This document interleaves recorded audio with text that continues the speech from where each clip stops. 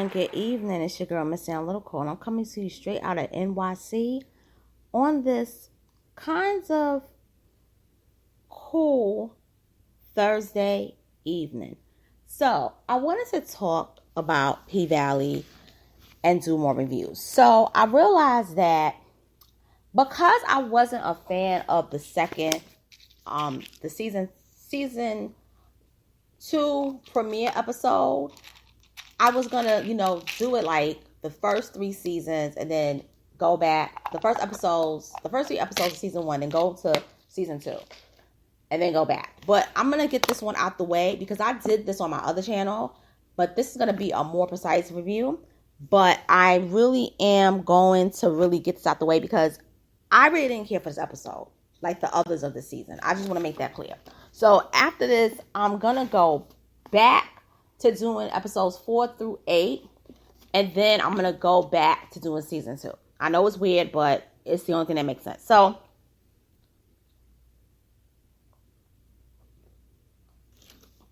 P-Valley season 2 episode 1 premiere episode titled Pussyland starts off with this man who's basically at home bored out of his mind because his kids are having a birthday party. There's a lot of kids at the house.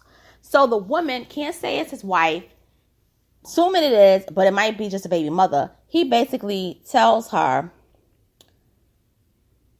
I'm going to head to the 7-Eleven. And so what happens is he's really trying to escape to get his mind out of, the house and the noise from the kids. So while he's driving, he sees this sign that reads, Breath of Life, Full Gospel, in parentheses, Titty Fucking, Baptist Tabernacle. And it says Pastor Patrice Woodbine. And in parentheses, it says, this bitch.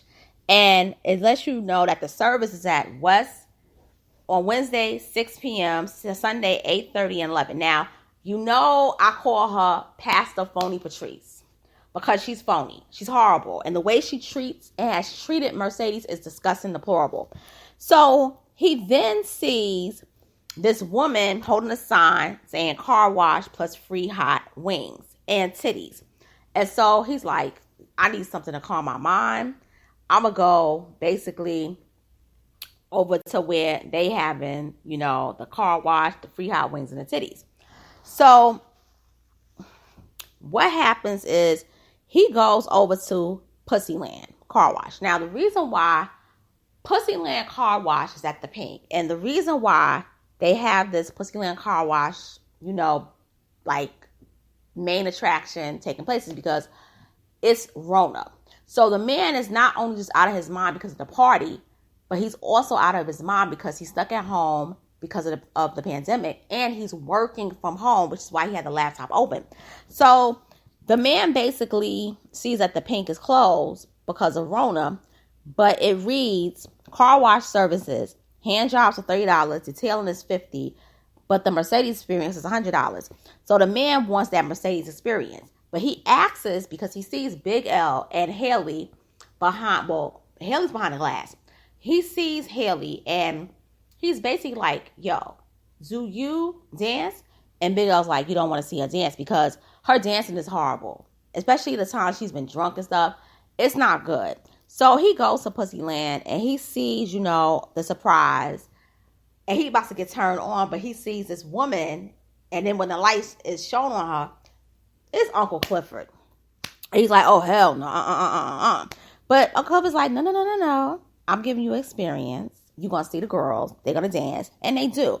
And they wash his car. And they mostly are clothed. There was one that was like topless. But then there was others that had the pasties on. But they all had their bottoms on and their shoes or whatever. So when the wash is finished, he sees Mercedes dance. And she dances, like how Mercedes does, give the experience. And then what happens is he gets so turned on that when her heels basically sparkle up and light, what happens is he basically starts to, eject. So Clifford says, oh, here's your weed wings on the house. Oh, and your whites to basically, clean up the dashboard. So we don't see him anymore, and it cuts to the main scene. So Mercedes, basically, her shoulder is still hurt from 5 months ago because of the murder night incident that happened with, besides Montavious, Derek, and Diamond, with Keyshawn pulling the gun out on Diamond, even though Diamond was protecting her. Plus, Derek called him a gutter nigger. He's a racist as fuck. And then also, you had, what's her name? Little Murder was stunting and pretended that he didn't know Clifford, because Clifford basically felt some kind of way. So he don't fuck with Little Murder anymore because of what happened on Murder Night. So he don't fuck with him anymore. So what ends up happening is that the girls are basically turning their money to Mercedes. And not to Mercedes, to Haley. And Haley basically asks Mercedes Mercedes asks Haley, if you run with my Skrilla. She's like, yeah. So Big L basically tells Haley, yeah, I got my money also. So she's like, hold up. Big L is getting money? He getting paid? He was like, yeah, because of my wings. Because remember, in season 1, he starts cooking the wings. So what happens is Mercedes is upset because Mercedes wants to know, why is it that we got to share all in the same pot, but I'm the only one really making the money around here. I'm the one keeping everybody afloat. Half of these girls on the pole don't know how to dance. So what ends up happening is that she's upset because she pretty much is in pain, but Cliff wanted her to do another dance, and Haley, being her boss, is like, come on, just one more and let's go. So what ends up happening is that they split this money in the pot, and she's upset over that. But it's the pandemic, and everybody's trying to stay afloat. And she's like, I'm doing all this Mercedes experience for hundreds, but I'm leaving with Lincoln's, which is $5, So what ends up happening is that the girls basically see Keyshawn, and they like, oh my God, she became a video hoe. So they real hyped over this. And so Cliff and Mercedes is like, get that bitch off the screen. We don't F with her no more. So it's because of what happened with Diamond and Derek. And she chose an abuser over somebody who really cared about her. So what happens is they find out that, they got denied a relief loan for $25K. Now, the 250 stacks from season 1 that Haley invested in the club, 55 paid off the loan, okay? 95 basically was to give, like a lift or something like that. And 55K basically went to the girls. So her whole thing is, how come there's only 55K left? And I agree with that. It's like, basically, I gave you 250, okay? I gave you 250, and pretty much 55 paid off the loan. That was 195. So that was 195. That's what I meant to say. 195 was left. And then 55, to be fair, the girls had to stay afloat because of the 5 months of COVID. So that was 140K. Why is it basically 25K left? Which meant that you spent 115K and it's missing. So already her and Cliff is having it out, because it's like, listen, we denied a PPE loan because of you not know how to manage money. So then it goes back to the whole thing. Well, maybe did Clifford really manage everything right? Because I would feel some kind of way too. So what ends up happening is we find out that Monte went back home because she had an eye injury because she was mixing everything with peroxide to clean it because of not trying to get COVID. So what happens is she made Clifford 15% of being the owner of the pink. And then what happens was she also put a down payment on the gym for Mercedes. So they watch the news and they see that the governor basically Mississippi announces that the lockdowns are going to be over the next week. But they also announced that Mayor Tadell, Clifford's cousin that he couldn't stand, basically passed away from Rona. So Wayne Kyle, who was the Kyle brothers, he's the interim mayor. He's the president of the chucalissa City Council. Because he's the next in line if anything happened to mayor, he becomes interim mayor. So the next scene, we see Andre's wife, Brittany Seagrams Watkins, who's basically a medical doctor. And her face is blistered from wearing all the protection gear to not catch COVID. So she basically has been staying downstairs in the basement so that Andre doesn't get it. So they've been practicing social distancing. And she don't want him to get sick. So Haley sends him a message, and then he gets a message from Elois. So Haley says, sorry for condolences, and Elois tells him about his godfather, Tadell. So what happened was Tadell had Rona, and Tadell was supposedly getting better, but something happened and he passed away from it. And so Eloise, who used to work in the club, was basically telling him, you listen, the service is such, we want you to come. And so Brittany's like, no, don't go. And so she tells him basically, do you know why I told you my day? She was like, 7 people. She said, you know why I told you my day was good today? 7 people died. I saw 7 people die today. You know why I told you my day was good? Because yesterday 12 people died from COVID. So he was like, listen, I got to go pay my respects. But she's like, listen, get there early, not late. You know how niggas are. And Brittany Seagrams is very sedity. She's a little bougie. And you want to see what she do later on in the season.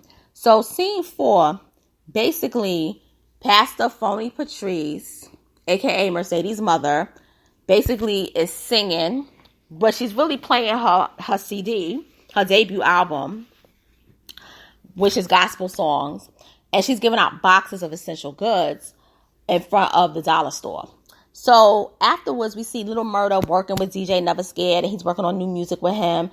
And Little Murda is basically playing a song, When I Get Up Out This Bitch, while he's actually percussioning with the fork, with the silver utensils and pots and pans. Now, for those of you who don't know, the man that plays Little Murda, his name is J.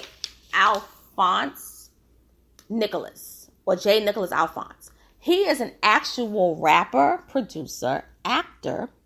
He's a dancer and a writer, and he is an actual percussionist. He plays the drums. He used to live in New York, trying to make it big. He left college to basically try to make it in the business, and he played the drums outside. So a lot of people know him from being a street percussionist, and he is damn good.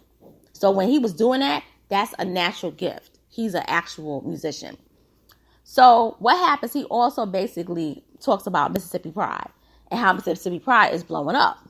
And so he basically gets this text. He basically texts his Cliff, and he's like, nigga, really? It's like that? You ain't gonna hit a nigga back for a month? Wow. So basically he asks his he basically tells DJ Never Scared, who probably now is a senior, or maybe still a junior. He tells him, like, the Pink is opening back up. And he was like, you gonna return there? And DJ Never Scared said, yo, ain't nobody gonna kill me in no club. Now, DJ Never Scared is not talking about Rona. He's talking about what happened at murder night because of Montavious. And then the whole thing with Diamond and Derek. So he wants no parts of it. So what happens is he sees a guy, and he basically, shouts out his gang to hurt village hustlers. And, he's passing by. He sees a car passing by, driving by. And he basically kind of holds up the fist in response to the man holding the fist. Is like, yo, we here in Mississippi Pride. We want to know about that new music that's about to drop. Since we bored because we in the house due to Rona. So he like, I'm going to drop some stuff. So the 2 guys in the front seem cool, but the one in the back is an enemy, and that's Little Pico. That's the one that basically they got into it last season. And he was the one that basically tried to assault Haley in the series premiere episode. So we see like this scene where Haley is trying to go to sleep because Mercedes is having sex with her dildo. And she's been celibate for a year. Half of that is because of COVID. But the other half is for whatever reasons. But just when she thought that things were going to pop off with her and Maine got robbery charges stacked up against him now. So she's just basically just doing her, like literally doing herself. So Haley basically is living with Mercedes and she offers, her breakfast. She's like, no, I don't want breakfast. And so she's like, I'm going to negotiate a cut for you at the door. And so she's like, oh, really? And she's like, I know because you got 2 mortgages, one for the house and one for the gym. But she also let her know, Keyshawn is basically, blowing up and whatever. And we also need new girls because your shoulder is really bad. And so she tells her, do not bring that bitch's name up in my house. And Haley's like, why? Because if you remember, Haley basically never had an issue with Keyshawn nor Gidget, but Gidget and her really hit it off. But Keyshawn was always like a little bit, in the beginning, she was a little bit like kind of like cool on her. But then towards the end, her and Keyshawn got along pretty well. And she didn't know what happened with the whole thing with Diamond and Derek because she was dealing with Montavious coming back from the dead. So she's like, what's the beef? So Mercedes tells her she pulled a gun on Family, and Family is Diamond. And so she basically is like, we good on the blood. In so many words, I don't want your money. I just want everything to just try to be back normal.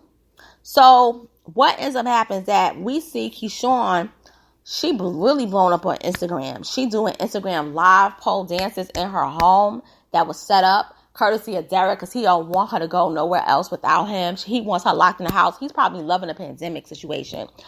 And she got 4,000 views on a live. And that's really good. So what happens is she's finished dancing and Derek tells her, I just love the fact that, you basically staying at home. But I got a 3:00 interview. And so she's like, well, I got the endorsement deals and everything, the eyelash deal. But also, I got a 3:00, dance session that Rome basically set up. And he was like, hold up. Rome didn't consult me first. He needs to know that. You have kids that you got to look after. And I cannot stand Derek's racist ass. But to a point, he is correct. Derek wants to work. They going to be together. He should have basically told Rome, I got interviews because I got to work. So we got to have to work around the schedule with Keyshawn doing her pole dancing while I'm working if I get a job. And my whole thing is, what kind of job is Derek trying to get? Because didn't he drop out of Ole Miss? Like, I'm going to get to Derek later on in another segment, on another podcast episode. So he's basically, trying to pretend that he's not abusing her or whatever, but he's still a racist piece of shit. So we go to scene 8 where the chucalissa challengers are basically telling Mercedes that they can't really afford the lessons anymore because of Rona. And some of them are like, well, my mama says she can afford it, but she don't want me to go because she don't want me to get sick. Now, I'm going to say this, though. Mercedes tells these girls that she got the gym. She finally going to open a gym. I feel that Mercedes is one of those people that no matter how hard she tries to better herself, there's this force that pulls her back that don't want her to further herself anymore. I believe that it's the evil ways of her mom and that conscious and like really she's always reliving the things that her mother did. Because her mother basically would tell her that you ain't shit, you ain't going to be shit. And Mercedes is every day trying to basically prove that she's not that person and she don't want to be her mother. She hates her mom. She can't stand her. And she don't want those girls to end up like how she was when she was coming up. And I like Mercedes, though. Even though she comes off mean, but but I understand why. So scene 9, we basically, see the remodeling of the room where Montavious was murked. And Haley basically sees it because, she's the big boss. And what happens is Clifford feels the spirit of Montavious. And Haley is spooked, but she likes the way it looks, but she's like, hold up, I see something. Turn off the light. It's blood. And so she was like, well, I'll use Clorox. So Cliff was like, you were supposed to use peroxide, Big L. She was like, no, you got to paint the walls red to cover it up. You can't paint them white. I could have told them that. I don't know where their heads was. They ain't see all the time Lifetime films, Inside Edition, all that. So what ends up happening is that we basically see, I'm going to skip over this scene because I don't like dealing with certain things like that are a little bit creepy to me. But I'm just going to say that Little Murda and Keyshawn, in my opinion, were the two that really, as far as their characters, really show that they could be stars. And so Wody needs to step up and be a manager for Little Murda. So Little Murda asks him about, the whole thing with having, Keyshawn on tour. But he's upset because he never knew that Keyshawn had a white baby daddy. Now that's very interesting that a black man who's on a DL basically did not like the fact that she had a white man for a significant other. That speaks volumes. And so he basically calls Keyshawn and asks her, hey, do you want to, do a tour? And she's like, I'm the Mississippi Pole Princess. And he was like, well, we could get like 250K for like video views in a week. She was like, I get those 400K views in a day.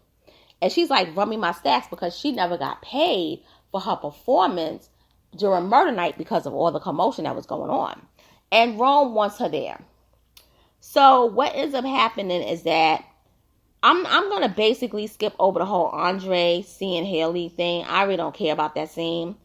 But what happens is we see Keyshawn talking to Gidget on FaceTime. And then Keyshawn's like, I'm only out the house for these moon pies. And Gidget's like, I wish I could get moon pies also, but I can't because Gidget's mother passed away from COVID. And she blames Duffy. Duffy and Gidget, they not seeing each other no more. Because she's convinced that he gave her mother the Rona. And so what happens is she starts crying and screaming, and Keyshawn sees Diamond. Now I'm going to get into the scene very much, and I'm going to analyze it. I'm going to zoom out and analyze it. So Keyshawn basically sees Diamond, and she's like, trying to make nice with him. And Diamond's like, I can't let you in without a mask. So she really basically was saying, I need diapers for my baby. And Keyshawn's like, I don't know. Keyshawn, it is a pandemic. You had to have known that you needed a mask. You on social media, you not like checking up on what's needed. So what ends up happening is that he don't want to deal with her because he tells her, you pulled a gun out on me instead of your racist baby daddy. And I was the one basically protecting you. And Keyshawn is apologizing. And he was like, fuck your apology. I don't want it. Just get out. So she's like, basically, I had to choose between you and him, and it wasn't easy, but I'm so sorry. He said, do you know why me and your baby daddy was fighting? Because he basically called me a gutter nigga. He says, imagine what he's calling you behind closed doors. And Keyshawn said he would never use that language. He would never say that. And so Diamond tells her, get out. And so Keyshawn basically tries to give him the necklace back that he gave her in season 1. And he was like, I don't want it. He rejects it because it's like, it don't need to basically mend something that's already broken. And I was so happy that Diamond kept it real with her because what she did was off cold. Now, hey, I know you don't want nothing happening to your baby daddy, but you pulled a gun out on Diamond. You didn't have to pull a gun out on Diamond because Diamond cared about you, always checking up on you on your injuries and everything. And you did that to him, and Diamond is looking at you like you a black woman and you not on code, and he's looking at you kind of like you're a fucking bed wench, bitch. That's how he feels. So what happens is Keyshawn goes back home without getting the moon pies and the Pampers, and she basically tells little Regal a story. Regal is probably about going on a year old. Tells the story of the pretty girl with the long hair that didn't have long hair like her sisters, and she went to the beauty supply store to buy bundles, and the bundles were braided into her natural hair, and it was long, and it fell like ropes on the ground. And so I'm like, Keyshawn, you really worship whiteness really too much, and it's really bad. You worship, like, you don't worship yourself as a black woman, and that's just sad. And so what happens is we basically see Andre, because Clifford and his grandmother, let's talk about, excuse me, Tadell. And basically, she want to go over there and just get chitlins. And she sends Clifford to go there to get chitlins. Now, I kind of skipped over that part because I didn't really like the first episode. But I did like the last scene when Andre stepped outside, opened the door, and saw all this money in front of the house. And the person that gave him the money was Corbin. And he did it because he said he needed a retainer. So he's trying to bribe him again like he did in season 1, episode 2. So he's like, you need a retainer for what?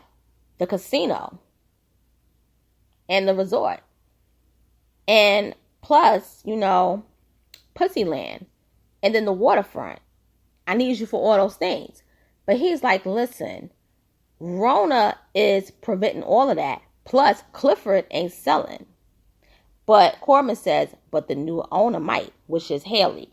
So what happens is we basically see Mercedes and Haley watching Haley's all-time favorite film, What's Love Got to Do with It? And she loves the scene when Tina, portrayed by Angela Bassett, kicked Ice Turner, who's portrayed by Lawrence Fishburne. And so Mercedes is scrolling down, looking at the Pink Instagram page, and she see like auditions are being posted. And she's like, bitch, while she throws the phone, you didn't tell me that you was getting new strippers. And she's like, we got 6 strippers that are barely making money. And so Haley's like, listen, I'm trying to keep this place afloat. I didn't know Rona was going to basically happen after I basically bought this club. And she basically said, ungrateful bitches, basically, I'm giving y'all a place to dance. And so Mercedes said, well, did you tell Cliff about these auditions that you posting, that you going to have? She said, it don't matter because I'm the owner. And so I'm going to say this. What happened to Haley is really sad, but I do believe Montavious when he said, you an easy bitch to love, but you an even easier bitch to hate. Haley steps on people's toes. She's not a nice person. She's not a nice person. Haley steps on people's toes to get what she wants. She's a social climber. And I believe that she got Montavious because she saw money. And she wants to be taken care of. But it didn't work out. And they became enemies. And I think she was stealing from Montavious before the flood happened. And she was taking the money to escape. Now, I do believe he was beating on her. I want to make that clear.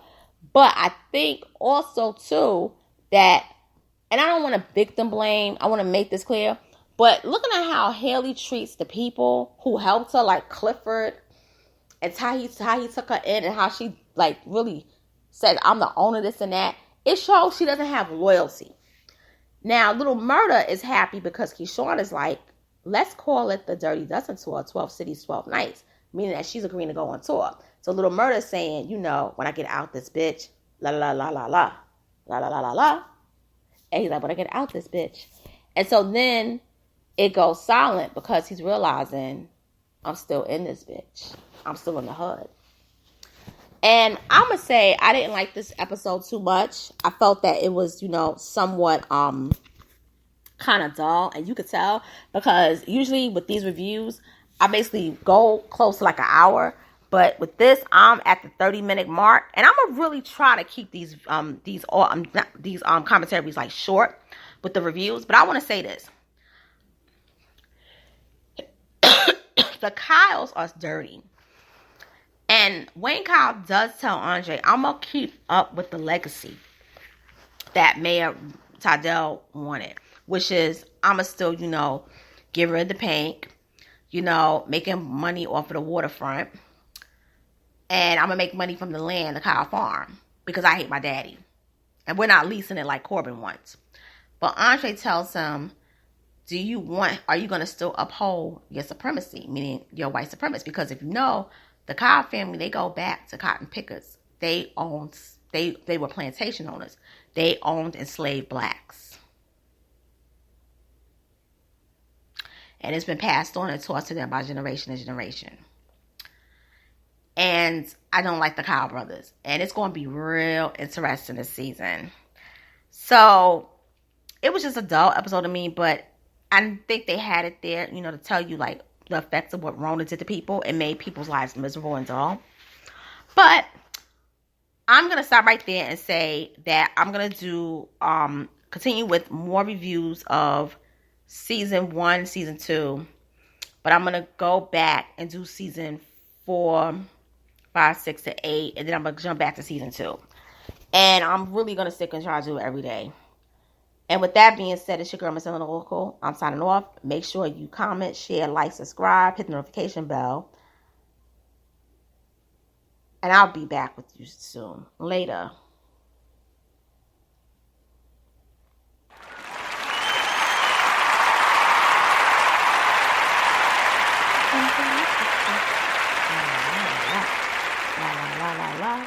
La la la la la.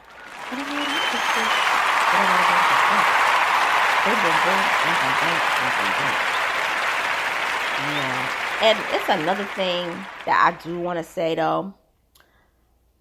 I want to also say that Patrice is really much so a hypocrite. And I have a feeling that Wayne Kyle is not going to be in that position for too long. And that's all I want to say.